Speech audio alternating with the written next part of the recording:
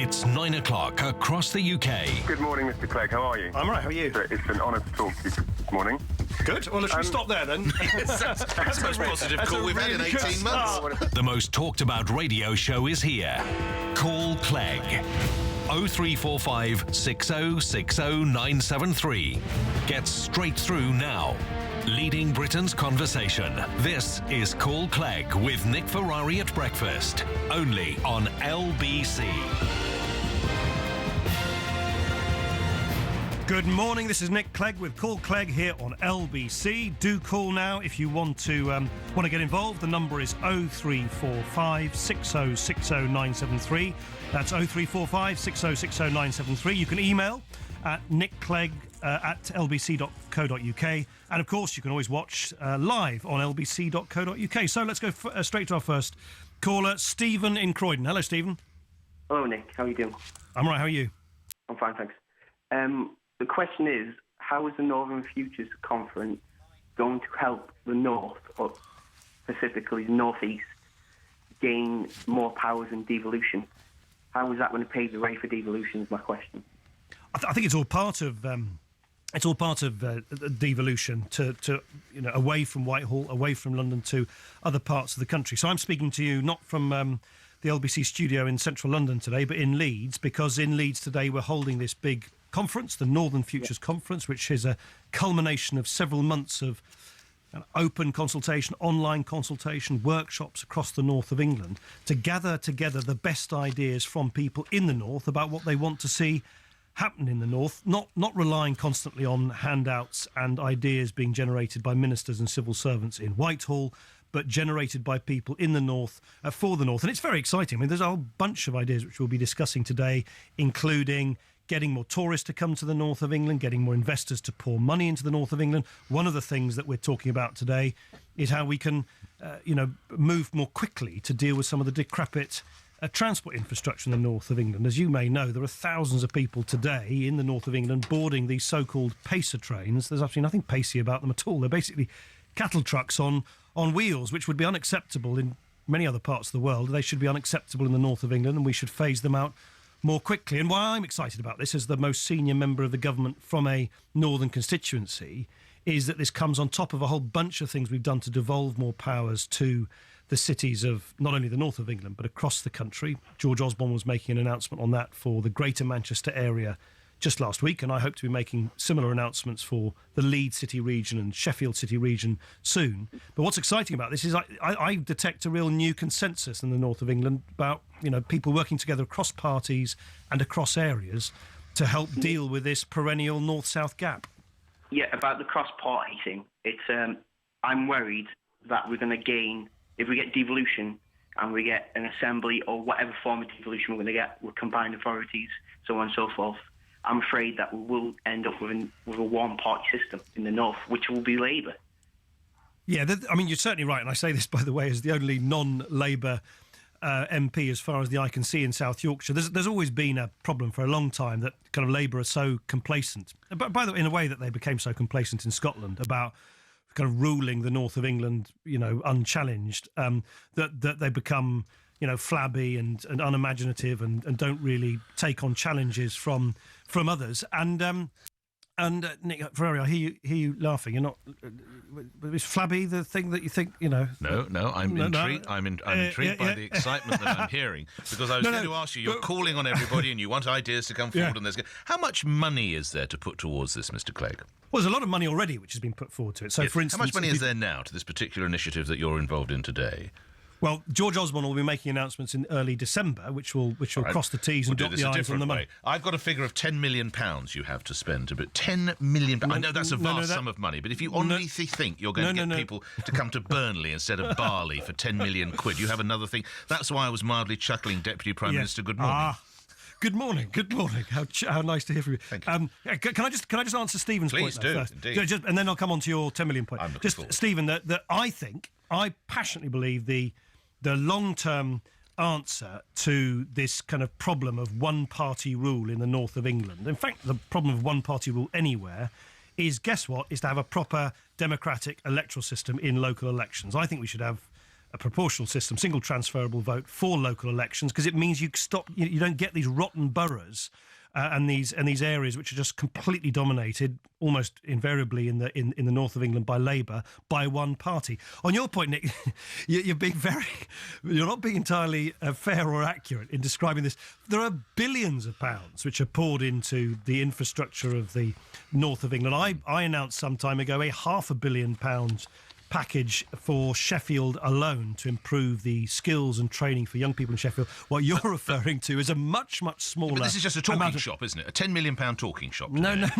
What you're referring to, lest any listeners might get the wrong impression, is a very, very specific, and you're quite right, financially, in the grand scheme of things, very small initiative to help the 29 different bodies that at the moment market the tourism potential of the north of England to deliver more bangs for their bucks and to work more effectively together. Because at the moment you've got one organisation saying come to Hadrian's Wall, the other one saying come to the northwest, the other one saying come into the Yorkshire Dales, the other one saying come to go out clubbing in Manchester. And I think what we need to do, because I want to see well-heeled American tourists who land in Heathrow after they've gone to the National Gallery or gone to some musical in the West End. I want to see them board trains to the north of England, because they know that in the north of England you've got some of the friendliest people in the country, some of the most spectacular countryside in the country, and some of the most brilliant cities on the planet. It's cold, it's wet, it's damp. Oh, stop whining! It's not at all, and it's a lovely day up here in Leeds now. How's it in Leicester Square, Nick? I've got that board that we put up with.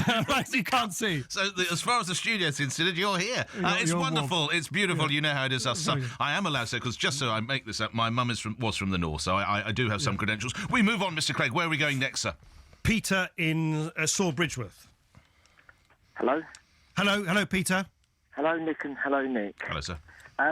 Question I have would like to ask is, we've got a figure about how much immigration is, bringing into the country, but how much is the immigrant actually costing the UK-born worker, the born public, the worker in his lost wages, his excess house rent, prices of houses rocketing because of it, and the loss of quality of life?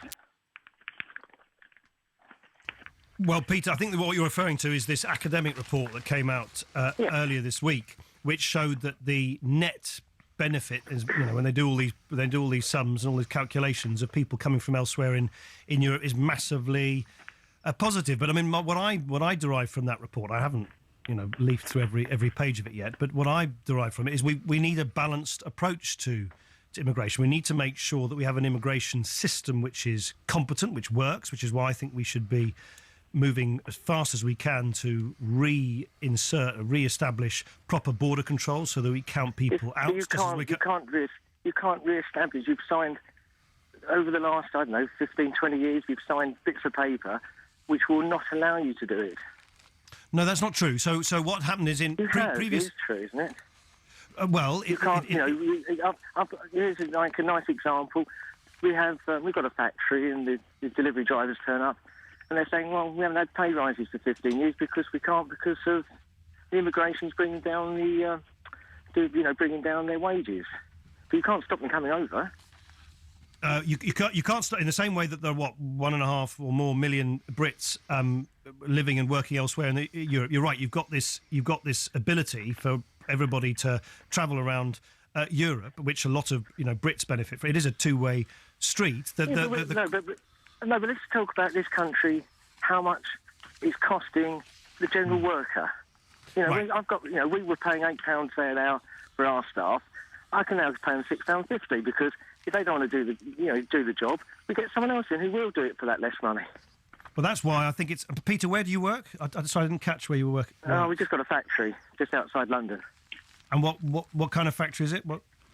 We bottle up chemicals and motor oils, and we actually export to Iraq, into Venezuela and all over the world. Sending oil to Iraq, that's fantastic. That's British ingenuity for you, Mr. Clegg. But Peter, as you know, I think that's why it's so important we make sure that people respect the minimum wage. I think we've got to, and I've made announcements recently about how we've got to do much more to go after those unscrupulous employers. All the time you always talk. The thing with it is, every time I hear either yourself on the radio or anyone else, all the time it's we must do this, we must do this, we must do this. It's like in the paper about the immigrants who've got higher qualifications. They're coming over with higher qualifications because we haven't got the students in university with their, because we haven't got enough students with the qualifications. But if you take Greece, they get free education for their students.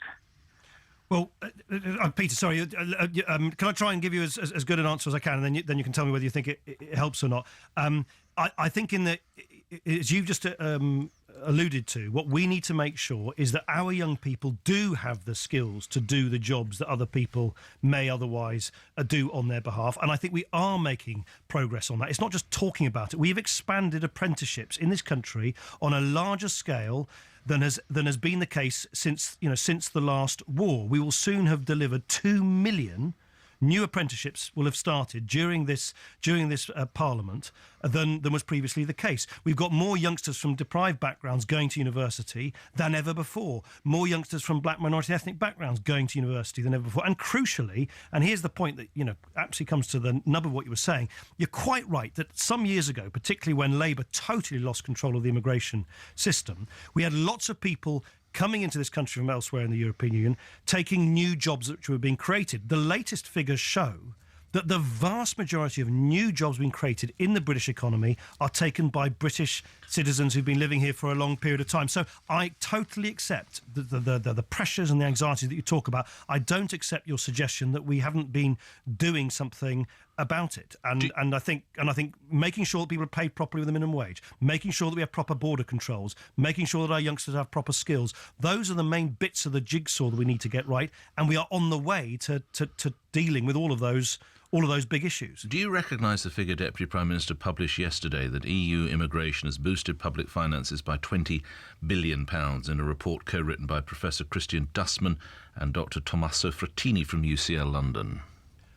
Well, that's what they say in their report. No doubt next week we'll get a report which says something else. What I think is probably right is that the claims that qualified people from elsewhere, I don't know, German engineers, French lawyers, you name it, the claims that somehow they're a drain on our economy. I think often you will find that they help oil the wheels of our economy, and they actually create jobs for British people. And that's the underlying dilemma we've got here, is that there is this totally understandable and widespread concern about immigration. Does it work for us or does it not work for us? I think if we were to do what some people suggest, which is to simply yank ourselves out of the European Union altogether, turn our back on the outside world, actually, ironically, far from making us stronger or richer, it would destroy jobs in this country for British people. Let's move on, if we can, Deputy Prime Minister. Frank in Winslow. Hello, Frank.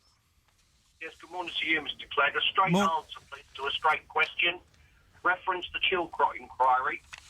When are we going to get an uncensored publication of it? And if we don't get uncensored, why? So Chilcot himself has to determine when he actually publishes this report. For those who haven't followed this, the Chilcot report refers to this now very, very, very long process in which Chilcot and his panel are looking at the circumstances in which the decision to go into war in Iraq was taken. He has to decide when he's ready to publish a report. That's not for me or the Prime Minister or anybody in government. It's an independent report. And he's been given completely unfettered access to everything that is in the possession of the government. What's taking so long, Deputy Prime Minister? This was ordered in 2009 by Gordon Brown to examine, as you rightly say, the build-up to the war, the British occupation of Iraq. It's cost £10 million. We hear likely to cost another £1 million. If we don't see it by February of next year, we won't see it until after the general election. What are the roadblocks? But to be honest, you need to get Chilcot on your programme. I mean, firstly, he's got to go through, his whole panel have got to go through an unprecedented number of, millions and millions of documents. Also, of course, they've had 4 years. No, they've had 5 years, I'm so sorry. But my understanding is the people who, are referred to in the report have a... sorry, forgive me for the sneeze. There's a big lead sneeze. I told you it's cold up north. Damp, stop wet. it, stop it. Beautiful down here. I'm in shorts. It's sunny up here too. Now, anyway, hideous. Go on. My understanding is that the people who are referred to in the report have a, obviously have a right to reply and to challenge and so on. So you get the toing and froing, and I'm sure a bunch of lawyers then get involved. At the moment, the lawyers get involved. Everything, of course, always how slows redacted down. is it going to be? Well, it's not. It's going to be a more open report than anything that has ever preceded it. There will be some things that, of course, you can't. I mean, some intelligence and stuff that won't be. But here's the thing.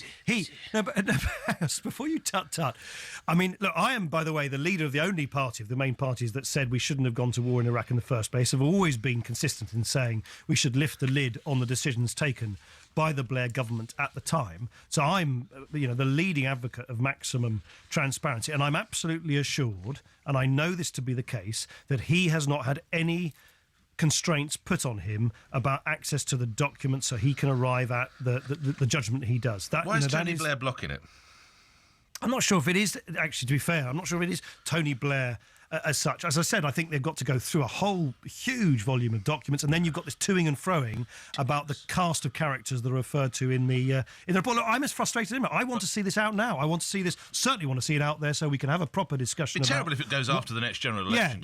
I would much prefer it to see. And there were expectations raised that it was going to be published soon, and then every time it seems to recede further away. Look.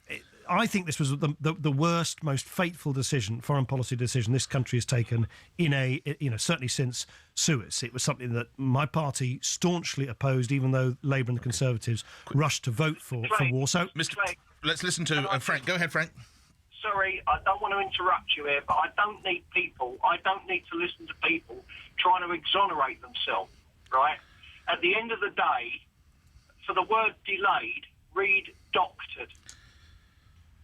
Well, Frank, look, you and I can't. There are lots of people putting their fingers in the pie, and do you know what? We'll never get the truth. And we know who's behind this, and unfortunately, he's a neighbour of mine. The man is a war criminal. End of story. Who's your neighbour? You know who I'm talking about.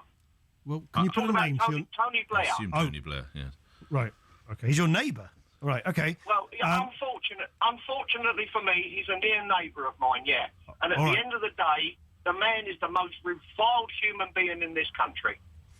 Well, okay, Frank. Let's see what Mr. Clegg has to say. Frank, look, you can't judge. I can't judge whether the report really gets to the bottom of these decisions taken until we see the report. I'm as impatient as anybody to see it. I can't. You can't set up an independent process. And of course, this had to be independent. It shouldn't be a plaything of any politician or any government. It had to be independent. You can't sort of say once you've set it up completely independently, once you've given them unfettered access to all documentation, all secret intelligence and all the rest of it, you can't then sort of prejudge what's in that report until you see it. So I would ask you, Frank, you obviously feel very strongly about it. I feel very strongly that we shouldn't have gone to war in Iraq either. But I would urge you to wait on your final judgment on that report and the events surrounding that fateful decision.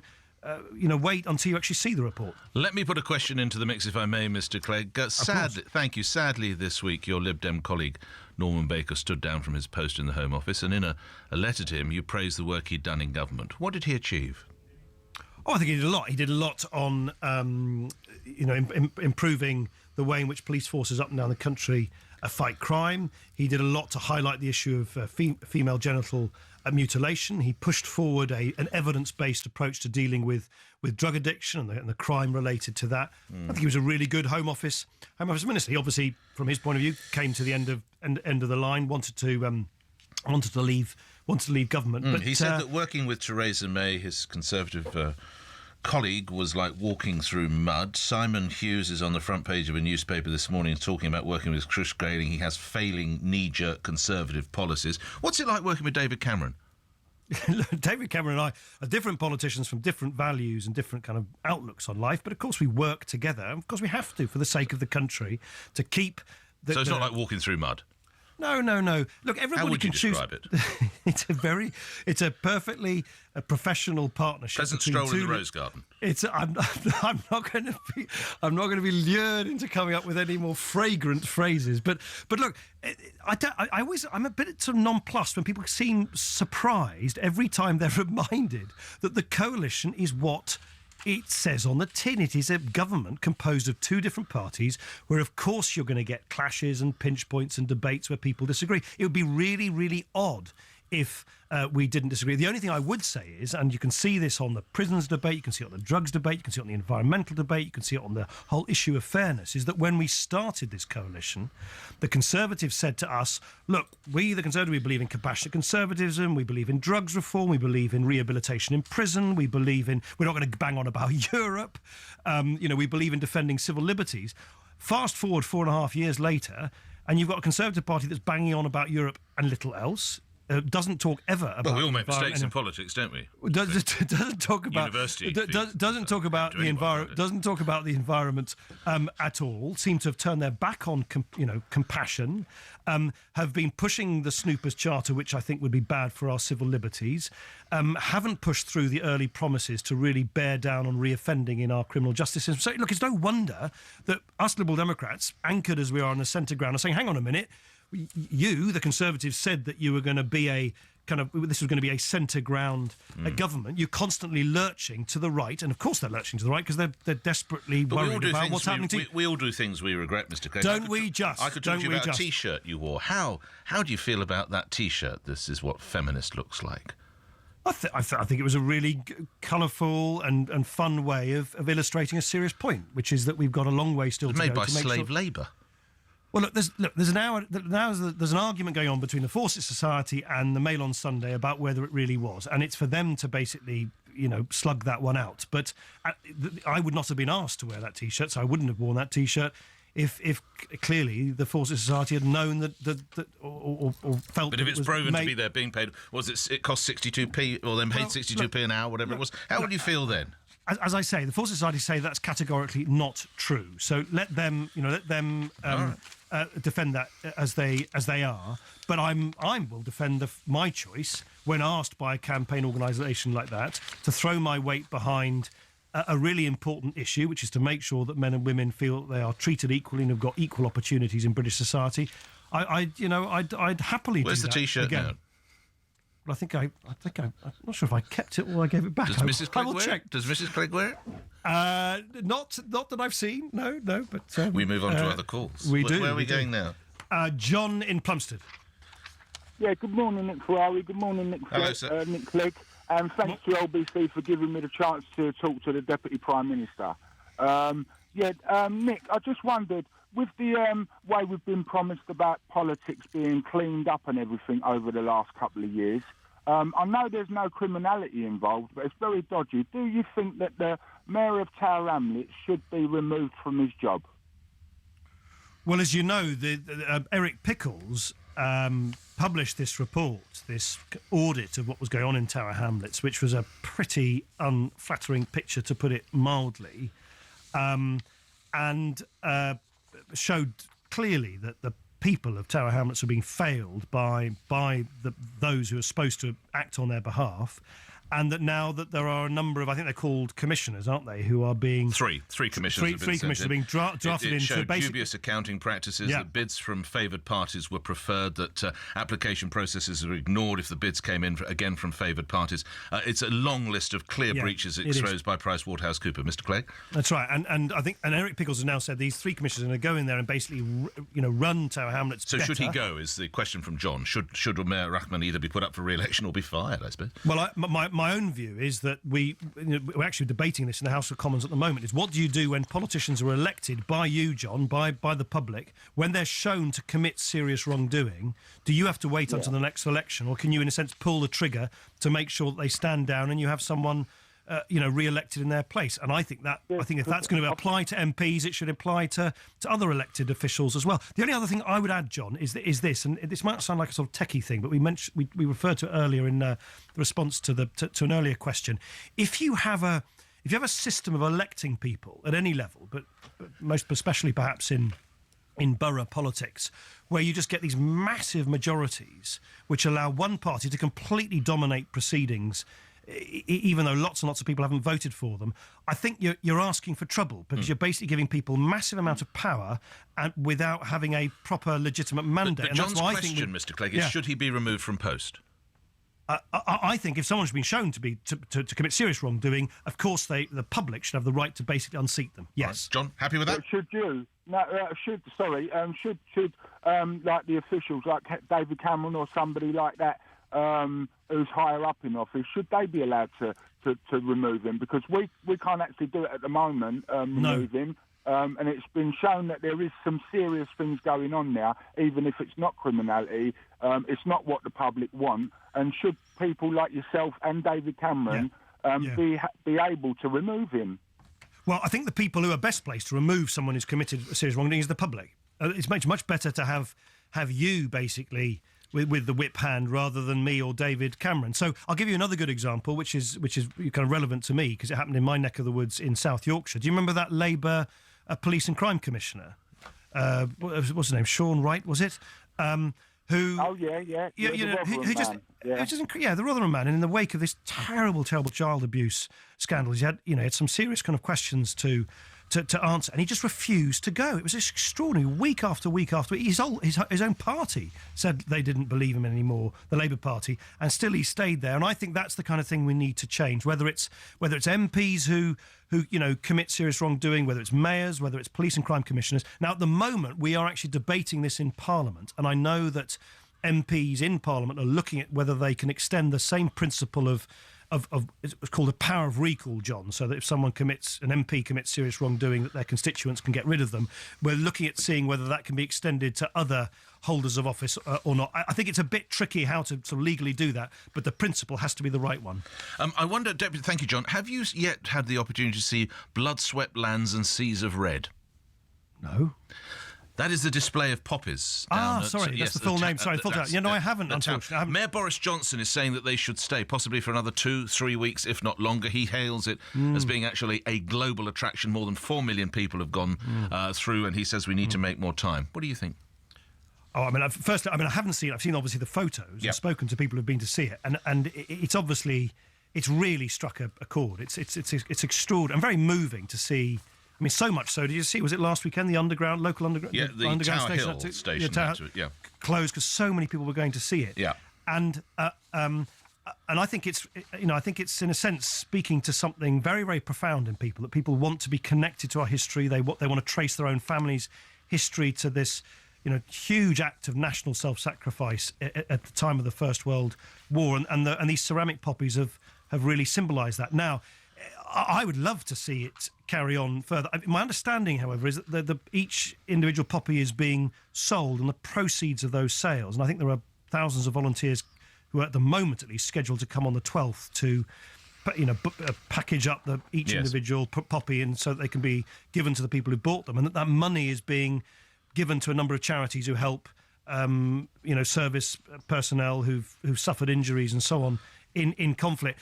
So I think let's try and get the balance right. Let's maybe keep the display going a bit longer, but not deprive those charities of that much needed money from the sale of the poppies. Good idea. Keep it going somewhere. Let's go to another call. We've got 2 or 3 minutes. Ed in Blackheath. Hello, Ed. No, thank you, Deputy Prime Minister. Best show of the week, no question. Excellent. Should we stop there, Ed? You're not a radio critic by any chance, eh?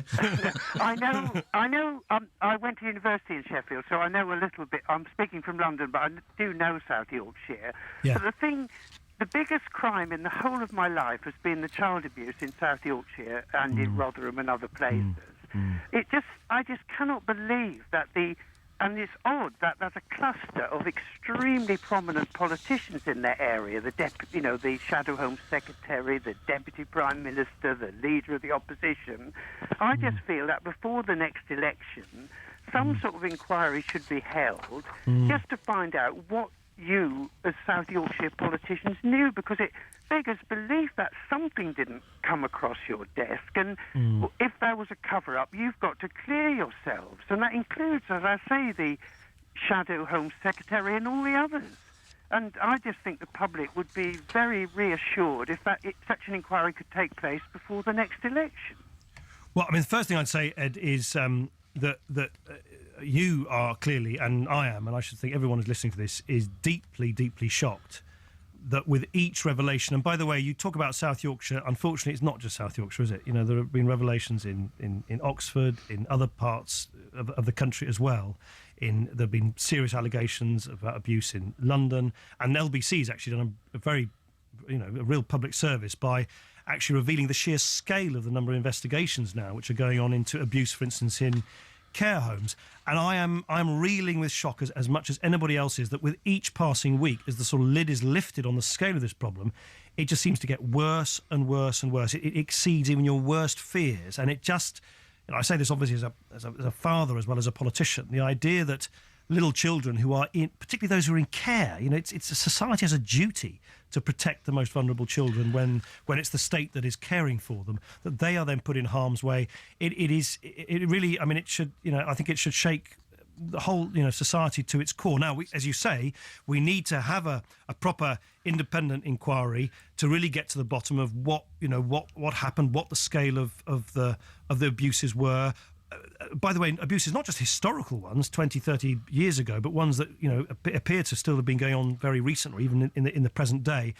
And as you know, there's been this real difficulty of finding a chair of the panel that is doing exactly that work. Yes, I was the panel will now. What on earth is happening at the Home Office?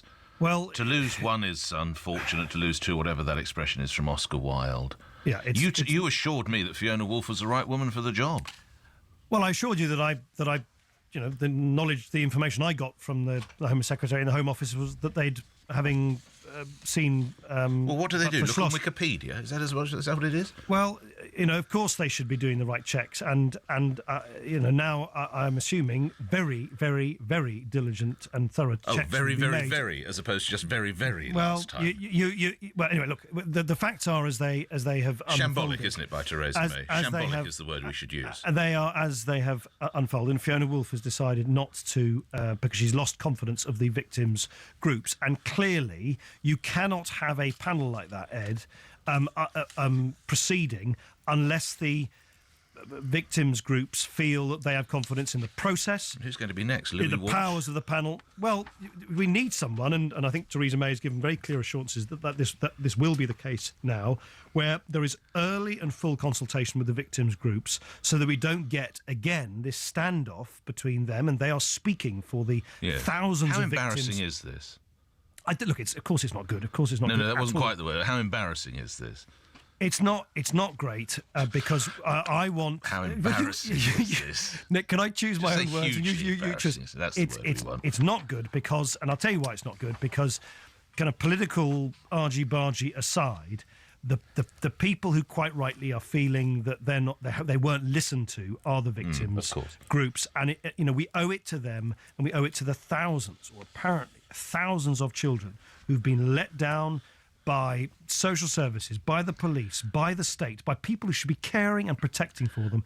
They've been let down over a long period of time, and we have to, as a society, learn the lessons and turn a page. So to those who say mandatory reporting might be the solution in these instances of children in care, how would you respond, Deputy Prime Minister? I think it might well be. I mean, I've become increasingly persuaded that it might be. So just for those who aren't sort of followed this debate, there is already guidance, which means that if you're in a care home or in the police or in social services, and you think a child is subject to abuse and you have suspicions, you have a duty to report that.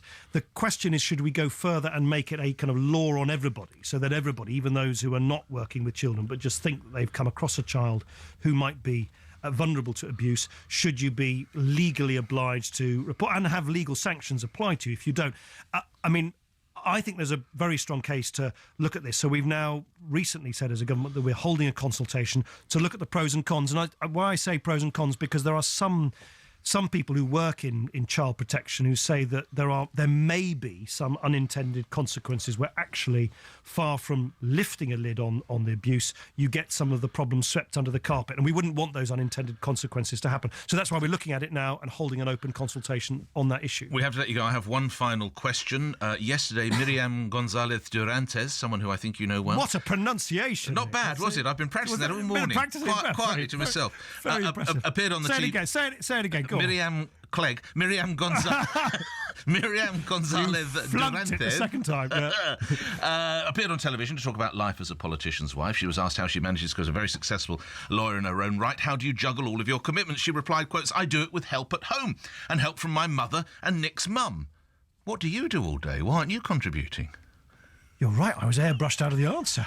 I will be taking. Was that a slide dig? I will be taking this up with Miriam Gonzalez Durantes very soon, because I think I play a very full role. Well, talking about playing roles, she also was asked who should play you in a film of your life or about the last general election or whatever, and she suggested George Clooney. I think that answer was more that she rather hoped that if that was ever the case, she might get to meet him. Well, she's lost out on Benedict Cumberbatch or whatever, he's gone now. So who should play the role of Miriam Gonzalez Durantes in said movie, Mr. Clegg? That's a good question. Well, I know the answer.